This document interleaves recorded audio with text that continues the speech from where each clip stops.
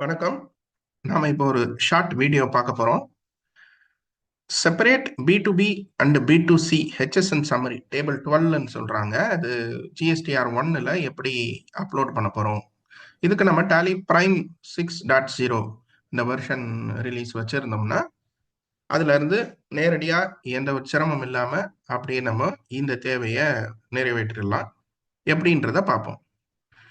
இப்போ இந்த Tally Prime என்னுடைய சாஃப்ட்வேர்ல F11 ஃபீச்சர்ல டாக்ஸேஷன் ஃபீச்சர்ஸ்ல ஜிஎஸ்டி ஃபீச்சர் கீழே set alter company GST rate அந்த ஃபீச்சர் எஸ் கொடுக்குறோம். எஸ் கொடுத்துட்டு அங்கே மோர் டீடைல்ஸ் இருக்கு. அந்த மோர் டீடைலை கிளிக் பண்றதன் மூலமா அதில் ஷோ மோர் டீடைல் கொடுத்தோம்னா கடைசி லைன்ல கீழே separate B2B and B2C HSN summary applicable from அப்படின்னு கேட்குது. இது எந்த தேதியில இருந்து இது அப்ளிகபிள் அப்படின்றது தேதியை மட்டும் நம்ம சொன்னா போதும். ஆட்டோமேட்டிக்கா நம்மளுடைய எக்ஸிஸ்டிங் டேட்டால இந்த டேலி பிரைம் நம்மளுடைய ஜிஎஸ்டிஆர் 1 ரெடி பண்ணும் பொழுது ஜிஎஸ்டிஆர் 1ல B2B மற்றும் B2C ஹெச்எஸ்என் சம்மரியை, அதாவது நம்ம இப்போ மாற்றிய ஃபீச்சர் பிரகாரம் அதை வவுச்சர்ஸ் ஆல்டர் பண்ணி ரிப்போர்ட் பண்ணட்டுமா அப்படின்னு கேட்குது.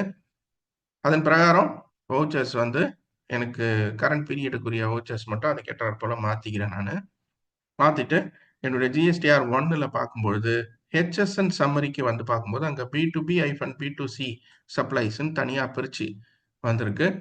அதுக்குள்ளே நான் ட்ரில் டவுன் பண்ணி என்டர் பண்ணி பார்க்கும்போது B2B சப்ளைஸ்ன்னு தனியாகவும் B2C சப்ளைஸ்ன்னு தனியாகவும் தனியாக நமக்கு காமிக்கப்பட்டுள்ளது. அதில் என்டர் பண்ணி உள்ளே போனால் அந்த வவுச்சருக்குள்ளே ஸ்பெசிஃபிக்காக நம்ம போகக்கூடிய வசதி ஏற்கனவே இருக்க போல இருக்கு ஆக்சுவலாக.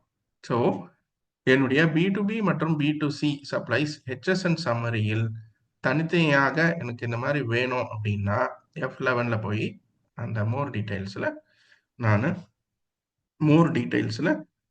F11 ஃபீச்சரில் நான் அதை எனேபிள் பண்ண வேண்டியிருக்கும். F11 ஃபீச்சரில் மோர் டீடைல்ஸில் ஷோ மோர் டீடைல்ஸில் இந்த செப்பரேட் B2B மற்றும் B2C அதை நான் எந்த தேதியிலேருந்து அப்ளிகபிள் அப்படின்றத கொடுக்க வேண்டிய மாதிரி இருக்கும். சரியா? இதை கொடுத்தா ஆட்டோமேட்டிக்காக என்னுடைய ஜிஎஸ்டிஆர் 1ல் எனக்கு B2B சப்ளைஸுக்கு தனியான ஹெச்எஸ்என் கோடும் B2Cக்கு தனியான ஹெச்எஸ்என் கோடும் தனித்தனியாக எனக்கு தெரிய வரும். நன்றி. இந்த ஷார்ட் வீடியோ உங்களுக்கு பயனுள்ளதாக இருக்கும்னு நம்புகிறோம். வேறு ஏதாவது இது சார்ந்த குறைகள் இருந்தால் கமெண்ட்ஸில் பதிவிடுங்க. நாம் தொடர்ச்சியாக இதற்கான தெரிந்த விவரங்களை உங்களோட பகிர்ந்துக்கிறோம். நன்றி, வணக்கம்.